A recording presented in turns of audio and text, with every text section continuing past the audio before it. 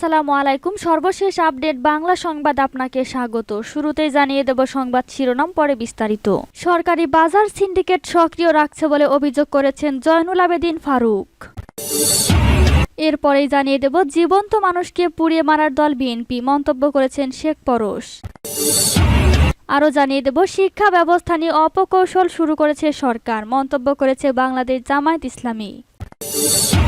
অন্যদিকে আওয়ামী লীগ বিভ্রান্তি ছড়িয়ে আমাদের ক্ষতি করেছে, বললেন জিএম কাদের। এবং সর্বশেষ জানিয়ে দেব দ্রব্যমূল্য নিয়ন্ত্রণে সুশাসনের অভাব। শুনছিলেন সংবাদ শিরোনাম, এবার বিস্তারিত। আজকের সংবাদ সম্পর্কে আপনার মূল্যবান মতামত কমেন্ট করে জানিয়ে দিন কোন স্থান থেকে আমাদের সংবাদ শুনছেন অথবা দেখছেন। সরকারি বাজার সিন্ডিকেট সক্রিয় রাখছে বলে মন্তব্য করেছেন জয়নুল আবেদিন ফারুক। সরকার মুখে দ্রব্যমূল্য রোধের কথা বললেও ভেতরে বাজার সিন্ডিকেট সক্রিয় রাখছে বলে অভিযোগ করেছেন বিএনপি চেয়ারপারসনের অন্যতম উপদেষ্টা ও সাবেক বিরোধী দলীয় চিফ হুইপ জয়নুল আবেদিন ফারুক। জাতীয় প্রেস ক্লাবের সামনে এক মানববন্ধনে বাজার পরিস্থিতি তুলে ধরে এই অভিযোগ করেন তিনি। জয়নুল আবেদিন ফারুক বলেন, হায়রে কপাল, হায়রে দেশ, হায়রে মানুষ, হায়রে আওয়ামী লীগ দাপটে কথা বলেন, লজ্জা হয় না? দাপট দিয়ে কথা বলেন যে দ্রব্যমূল্যের ঊর্ধ্বগতি রোধ করব, আর ভেতর দিয়ে সিন্ডিকেট তৈরি করেন। যেই সিন্ডিকেটের টাকায় আপনাদেরও সরকার শেয়ার আছে, সেই সিন্ডিকেটের টাকা দিয়ে আজকে মালয়েশিয়া, কানাডা, ব্যাংকক, সিঙ্গাপুরে বাসা বানাবেন, বাড়ি বানাবেন, ব্যবসা করবেন। অন্যদিকে বাংলাদেশের গরিব মানুষ একটা ডিম কিনে খেতে পারে না, 1 কেজি দূরে থাক 100 টাকা মাংস কিনে খেতে পারে না। সরকার আবার দাপটে কথা বলে। তিনি বলেন, যারা দ্রব্যমূল্যের ঊর্ধ্বগতি রুখতে পারেন না, যারা মানুষকে ঘরে শান্তিতে ঘুমাবার ব্যবস্থা করে দিতে পারেন না, যারা উন্নয়নের নামে মেগা প্রজেক্টের নামে কোটি কোটি টাকা লুট করে বিদেশে নিয়ে যাচ্ছে, তাদের লজ্জা হওয়া উচিত। আপনাদের মুখ বন্ধ রাখা উচিত। আপনাদের অবিলম্বে পদত্যাগ করা উচিত। কারণ এই সরকার জনগণের সরকার নয়, জনগণের ভোটের সরকার নয়। সরকারের উদ্দেশ্যে বিএনপির এই নেতা বলেন, আপনারা আমাদেরকে অবহেলা করে কথা বলেন, অথচ নিজেরা যে দিন দিন অবহেলিত হচ্ছেন, নিজেদের আজকে যে পায়ের নিচ থেকে মাটি সরে যাচ্ছে সেটা বুঝতে পারছেন না। আমাদের দুর্বল ভাববেন না। আমরা সবল আছি, আমরা সৎ আছি। আমরা অতীতে সততার সাথে সরকার পরিচালনা করেছি। তাই আমাদের নেত্রী বলেছেন, বিদেশিরা আমার বন্ধু, প্রভু নয়। বিদেশিদের মাটিতে আমার 100 টাকা জায়গাও নেই। আজকে বুকে হাত দিয়ে বলেন, পাকিস্তানে 22 পরিবারের বিরুদ্ধে লড়াই করতে গিয়ে আজকে কত লাখ পরিবারকে কোটিপতি বানিয়েছেন, তার হিসাব একদিন আপনাদের দিতে হবে। সরকার পতন আন্দোলন চলবে উল্লেখ করে তিনি বলেন, জানি কষ্ট হচ্ছে বিএনপি নেতাকর্মীদের, তারপরও আন্দোলন চালিয়ে যেতে হবে। জনগণ আমাদের সাথে আছে। অচিরেই আবার কর্মসূচি আসবে। অচিরেই সরকার পতন আন্দোলনে বিএনপি আবার মাঠে নামবে। কড়াই গন্ডায় হিসাব নেওয়া হবে। ফারুক বলেন, বাংলাদেশের স্বাধীনতা যুদ্ধে যারা অংশগ্রহণ করেছেন তাদের প্রতি শ্রদ্ধা জানিয়ে বলতে চাই যে অঙ্গীকার নিয়ে স্বাধীনতা যুদ্ধে ঝাঁপিয়ে পড়েছিলাম মুক্তিযোদ্ধাদের, সেই অঙ্গীকার আমরা একদলীয় শাসনকে বিদায় করে কেয়ারটেকার সরকারের অধীনে নির্বাচনের ব্যবস্থা করে গণতন্ত্র ফিরিয়ে আনব। জনগণের সরকার প্রতিষ্ঠা করব ইনশাল্লাহ। জীবন্ত মানুষকে পুড়িয়ে মারার দল বিএনপি, মন্তব্য করেছেন শেখ পরশ। বাংলাদেশ আওয়ামী যুবলীগের চেয়ারম্যান শেখ ফজলে শামস পরশ বলেছেন, বিএনপির সময় দুরবস্থা ছিল আমাদের সামগ্রিক জীবনে। মানুষের ভাত এবং কাপড়ের সমস্যাতেই সাধারণ মানুষ জর্জরিত থাকত। গ্যাস, বিদ্যুৎ এবং সারের জন্য মানুষের উপর গুলি চালানো হয়েছিল বিএনপি জামায়াত সরকারের আমলে। চুরি, ডাকাতি, খুন, রাহাজানি লেগেই ছিল। মানুষের জীবনে কোনো নিরাপত্তা ছিল না মানুষের অধিকার। অগ্নি সন্ত্রাস করে জীবন্ত মানুষকে পুড়িয়ে মারার দল বিএনপি। তিনি বলেন, তারেক এবং খালেদা জিয়ার নির্দেশে যে অগ্নি সন্ত্রাস চালানো হয় তা বিভিন্ন গোয়েন্দা সংস্থার তথ্যের মাধ্যমে এবং তাদের ধৃত নেতা কর্মীদের স্বীকারোক্তি থেকে প্রমাণ পাওয়া যাচ্ছে।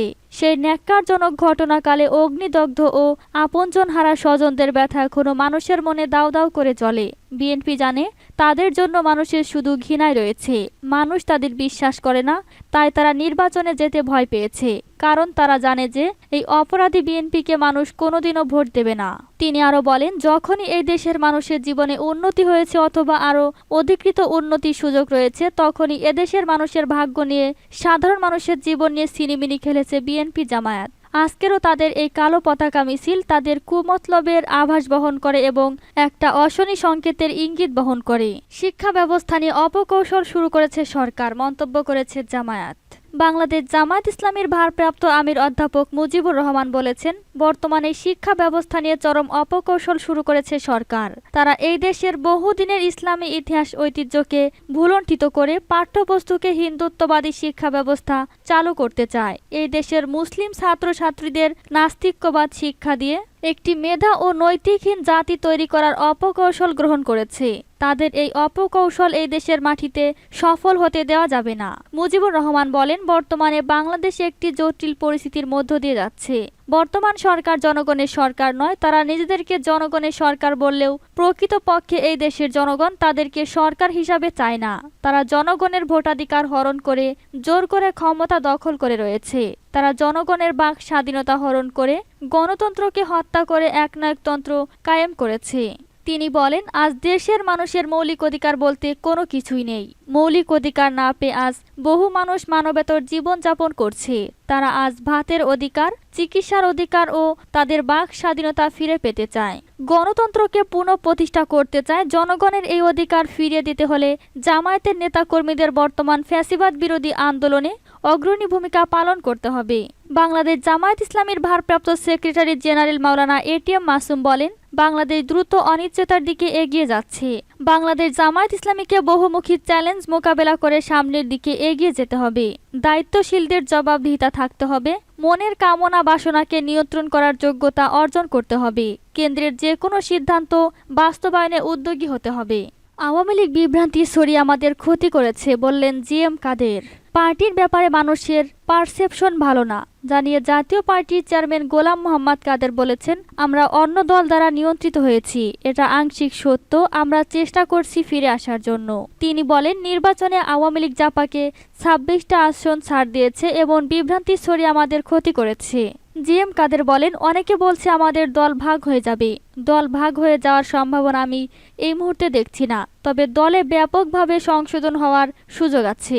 ব্যাপক সংশোধন না করতে পারলে দল ভাঙবে না, তবে দল টিকবে না। নির্বাচনে জাপানিয়া আওয়ামী লীগ একটা বিভ্রান্তিকর স্টেটমেন্ট দিয়েছে। মন্তব্য করে জাপার চেয়ারম্যান বলেন, আওয়ামী লীগ বলছে আমাদের 26টি সিট ছেড়ে দিয়েছে। তারা একটা সিটও জাতীয় পার্টির জন্য ছাড়েনি। সব জায়গায় তাদের লোক দিয়ে রেখেছে। এতে আমাদের অনেক প্রার্থী বিভ্রান্ত হয়েছেন। অনেকে এটাকে মহাজোট বলেছেন, অনেকে সিট ভাগাভাগি বলেছেন। এটা করে আমাদের চরম ক্ষতি করেছে। জিএম কাদের আরও বলেন, আমরা আপোষকামী, পরনির্ভরশীলতা, পরনিয়ন্ত্রিত হওয়া থেকে যদি বেরিয়ে আসতে পারি, তার জন্য কিছু কষ্ট হতে পারে কিছুদিনের জন্য। তাহলে আমরা যেমন মানুষের আস্থার দল ছিলাম, সেই আস্থার ভেতরে আবারও যেতে পারবো। দ্রব্যমূল্য নিয়ন্ত্রণে সুশাসনের অভাব। শীতে ভরা মৌসুম চলছে, সবজিতে ভরে গেছে রাজধানীর কাঁচা বাজার। তারপরও সবজির দাম আকাশ ছোঁয়া। দাম বাড়লে দ্রব্যমূল্য নিয়ন্ত্রণে রাখার প্রতিশ্রুতি দেয় সরকার। চালের গুদামে অভিযানের কথা জানান খাদ্যমন্ত্রী। আওয়ামী লীগের সাধারণ সম্পাদক ওবায়দুল কাদের বলেছেন, সরকার সবচেয়ে বেশি গুরুত্ব দিচ্ছে পণ্যমূল্য নিয়ন্ত্রণে। ভ্রাম্যমাণ আদালত অভিযান পরিচালনা করেছেও বটে, কিন্তু দৃশ্যমান কোনো ফল আসছে না। বরং রমজান আসার আগেই প্রয়োজনীয় পণ্যের দাম বাড়িয়ে দিচ্ছেন ব্যবসায়ীরা। বাজার পরিস্থিতি নিয়ে উদ্বেগ প্রকাশ এবং করণীয় নিয়ে কথা বলেছেন বিশিষ্ট অর্থনীতিবিদ ও সাবেক তত্ত্বাবধায়ক সরকারের উপদেষ্টা ডক্টর এবি মির্জা আজিজুল ইসলাম, বাংলাদেশ ব্যাংকের সাবেক গভর্নর ডক্টর মোহাম্মদ ফরাসউদ্দিন এবং সালেউদ্দিন আহমেদ। অর্থনীতিবিদ ডক্টর সালেউদ্দিন আহমেদ বলেন, দুর্নীতি বাংলাদেশকে লক্ষ্যে পৌঁছাতে দিচ্ছে না। দুর্নীতির কষাঘাত পড়ে প্রথমে সাধারণ মানুষের উপর। দেশ থেকে হাজার হাজার কোটি টাকা পাচার হয়ে যাচ্ছে। যে রেমিটেন্স আসছে, সেই পরিমাণ অর্থ বাইরে পাচার হচ্ছে।